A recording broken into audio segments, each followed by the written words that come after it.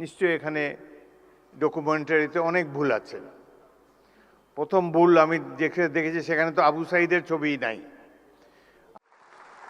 সেখানে আরও নাই দেশনেত্রী বেগম খালেদা জিয়ার ছবিও তো নাই। We now invite the chief guest of this ceremony, His Excellency, the Honorable President of the People's Republic of Bangladesh, Mr. Hafizuddin Ahmed Bir Bikram, to kindly deliver his address. বিসমিল্লাহির রহমানির রহিম। সম্মানিত সভাপতি, বিশেষ অতিথি, মাননীয় মন্ত্রী প্রতিমন্ত্রীবৃন্দ, জুলাই শহীদ পরিবারের সদস্যবৃন্দ, জুলাই যোদ্ধাগণ, সংসদ সদস্যবৃন্দ, এক্সেলেন্সিজ যারা এখন নাই এখানে, সামরিক ও বেসামরিক ঊর্ধ্বতন কর্মকর্তাবৃন্দ, গণমাধ্যমের সম্মানিত প্রতিনিধিবৃন্দ, উপস্থিত সুধীমণ্ডলী, আসসালামু আলাইকুম। শুভ অপরাহ্ন। আজ মহান জুলাই গণ অভ্যুত্থান দিবস, জাতির ইতিহাসে স্বর্ণাক্ষরে লেখা এক অবিস্মরণীয় দিন। গণতন্ত্র, ন্যায়, মানবিক মর্যাদা রক্ষায় মুক্তিগামী ছাত্র জনতার বিজয়ের দিন। 2024 সালের এই দিনে ছাত্র জনতার সুতীব্র গণ অভ্যুত্থানের মুখে দীর্ঘ দেড় দশকের স্বৈরাচারী ও ফ্যাসিবাদী শাসনের অবসান ঘটে। ফ্যাসিবাদী সরকার, বশংবদ ব্যক্তিবর্গ পালাতে বাধ্য হয়, মুক্ত হয় স্বদেশ, সূচিত হয় নূতন প্রভাত। সুধীবৃন্দ, প্রথমে আমি জুলাই অভ্যুত্থানে শহীদ ব্যক্তিবর্গের রুহের মাগফিরাত কামনা করছি। গভীর শ্রদ্ধার সাথে স্মরণ করি আবু সাঈদ, মুগ্ধ, ওয়াসিম, ইয়ামিন, ফারহান, নাফিজ, সজল, রাব্বি, মিরাজ, এনাম, তাইম, নাইমা, ছোট্ট শিশু রিয়া গোপ ও আহাদ সহ জুলাই অভ্যুত্থানে উৎসর্গকারী হাজারো বীর শহীদকে। তাদের আত্মদান ও দেশপ্রেম জাতিকে চিরকাল অনুপ্রাণিত করবে। সুধীমণ্ডলী, আমি বেশি সময় নেব না, আপনাদেরকে ধন্যবাদ দেই ধৈর্য ধরে এতক্ষণ বসে আছেন। প্রকৃতপক্ষে বক্তৃতা দেওয়ার মানসিকতা হারিয়ে ফেলেছি। আজ এই অনুষ্ঠানটি একটি জাতীয় অনুষ্ঠান, সলেম অকেশন। জুলাই যোদ্ধাদেরকে শ্রদ্ধার সাথে স্মরণ করার জন্যেই রাষ্ট্র এই অনুষ্ঠানের আয়োজন করেছে। কিন্তু যে দৃশ্য এখানে দেখলাম সেটিতেই অত্যন্ত দুঃখিত এবং লজ্জিত হয়েছি, ব্যথিত হয়েছি।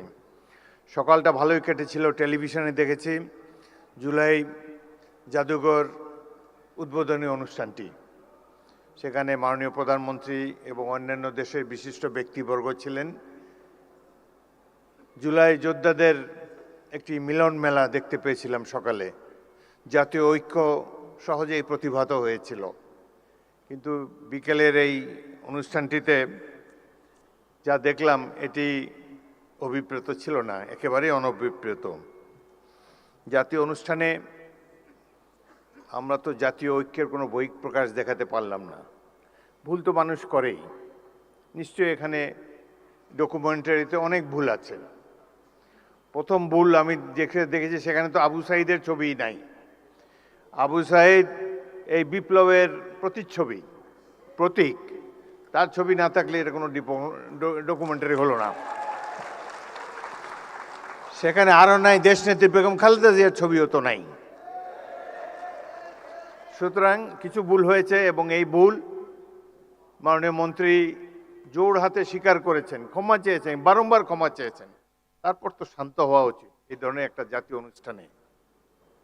এটাকে পুষে সংসদের মতো একটা ওয়াকআউট, এটি বাঞ্ছনীয় নয়। আমি লক্ষ্য করেছি মাননীয় সংসদ সদস্য আক্তার, তিনি তার অনুসারীদেরকে প্রশমিত করার চেষ্টা করেছেন, কিন্তু বাংলাদেশের নেতাকে তো মানে না সহজে অনুসারীরা। প্রতি মুহূর্তেই তারা যে নেতার চেয়ে বড় এটা প্রমাণ দেওয়ার জন্য মুখিয়ে থাকে। সেই কারণেই এই ধরনের একটা অনুষ্ঠানের এই পরিণতি হলো। এখানে যারা বিদেশি বসা ছিল, আমি মনে মনে চিন্তা করছিলাম যে ইংরেজিতেই ভাষণ দেব, বিদেশিরা দেখুক 16 বছর আমরা কিভাবে কাটিয়েছি, কিন্তু তারা তো চলেই গিয়েছে। যাই হোক, জাতীয় অনুষ্ঠানে এই ধরনের বিশৃঙ্খলতা মোটেই কাম্য ছিল না। ভাই, আমরা তো জনগণের ভোট নিয়ে এখানে এসেছি, জনগণের নির্বাচিত প্রতিনিধি আমরা, হাওয়ার থেকে উড়ে এসে বসি নাই এখানে। সুতরাং এই সরকার, নির্বাচিত একটি সরকার, এটুকু শ্রদ্ধা সম্মান প্রাপ্য। ভুল তো আমরা করি, আরো হয়তো সামনে আরো ভুল করব, সেই ভুল করলে তার জন্য মাসুলও দেব, কিন্তু সবাই মিলে ভুল সংশোধন করতে চাই। সকালে অনুষ্ঠানটা একটা চমৎকার একটা অনুষ্ঠান ছিল। প্রফেসর ইউনূস নিচে বসেছিলেন, তাকে মাননীয় প্রধানমন্ত্রী ডেকে এনে সম্মান দেখিয়ে তার পাশে বসিয়েছেন, স্টেজে উঠিয়েছেন। এটাই তো আমরা কামনা করি। সবাইকে আমরা সম্মান করতে চাই, কাউকে অপমান করার চেষ্টা চাই না। এখানে বক্তব্য দেওয়ার সময় কেউ বুয়া বুয়া বলে চিৎকার করে, রাষ্ট্রীয় অনুষ্ঠানে কি এগুলো মানায়? কবে আমরা শিখব? যাই হোক, অত্যন্ত দুঃখজনক।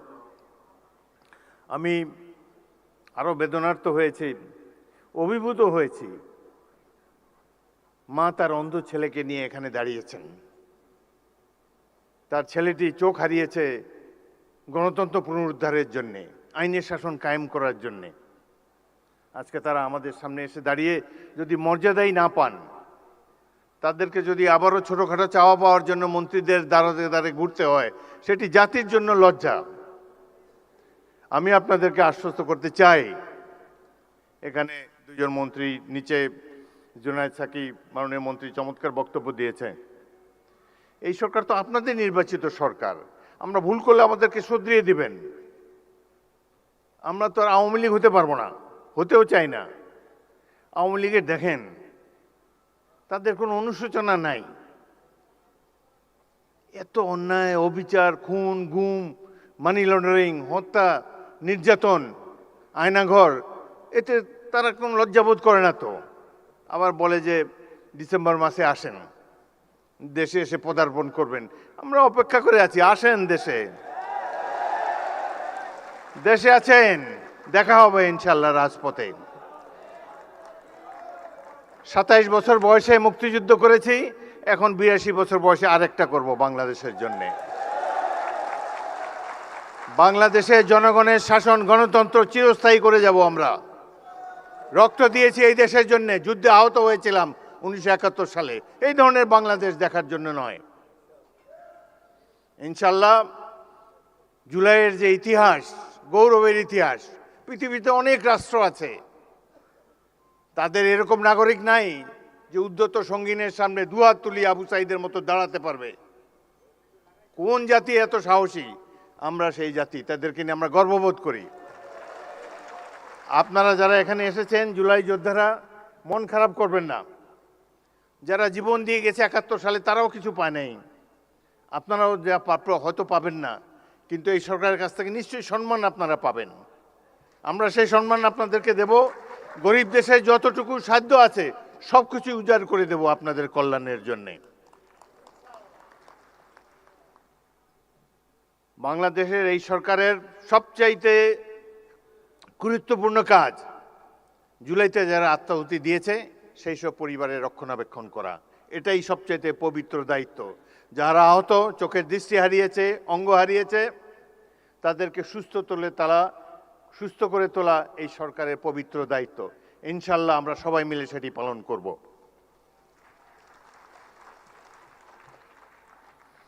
জুলাই গণঅভ্যুত্থান আমাদেরকে রাষ্ট্র পুনর্গঠনের সুযোগ এনে দিয়েছে। আমাদের লক্ষ্য হওয়া উচিত একটি গণতান্ত্রিক, ন্যায়ভিত্তিক, দুর্নীতিমুক্ত বাংলাদেশ, যেখানে প্রতিটি নাগরিক সমান অধিকার ও মর্যাদা পাবে।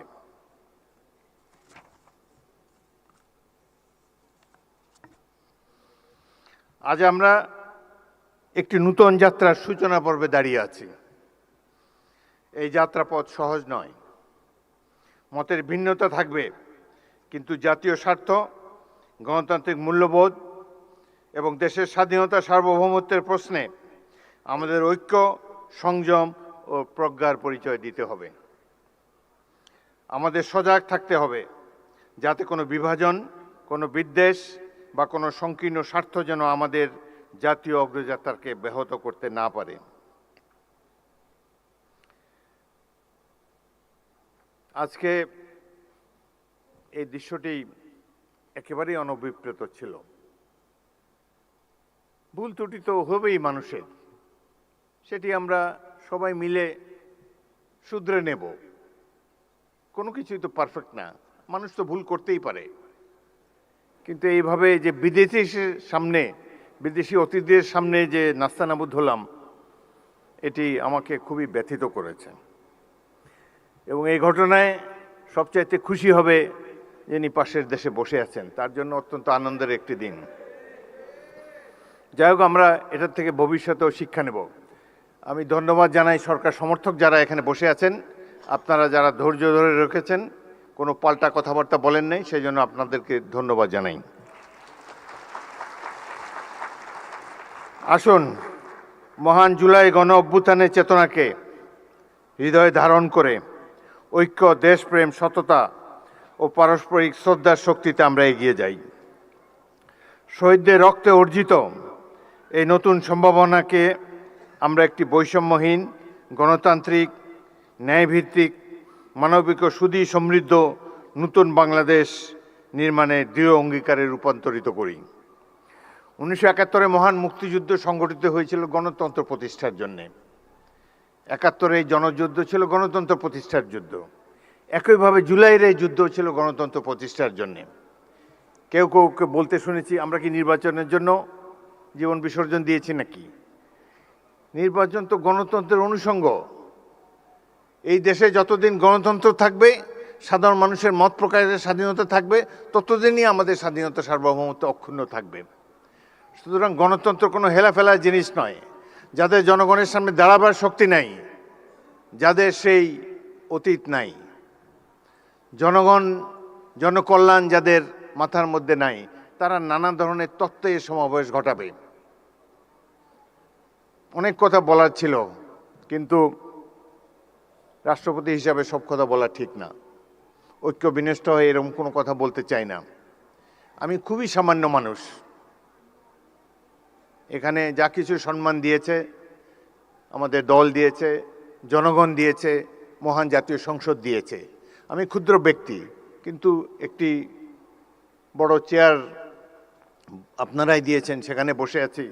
চেয়ারের মর্যাদা যাতে সবসময় থাকে, সেই জন্য, আমার জন্য নয়, চেয়ারের মর্যাদা রক্ষার জন্যে, বাংলাদেশের মর্যাদা রক্ষার জন্যে আমরা প্রত্যেকটি নাগরিক সচেতন থাকব, এই কামনা করে বিদায় নিচ্ছি। আপনাদের সবাইকে ধন্যবাদ।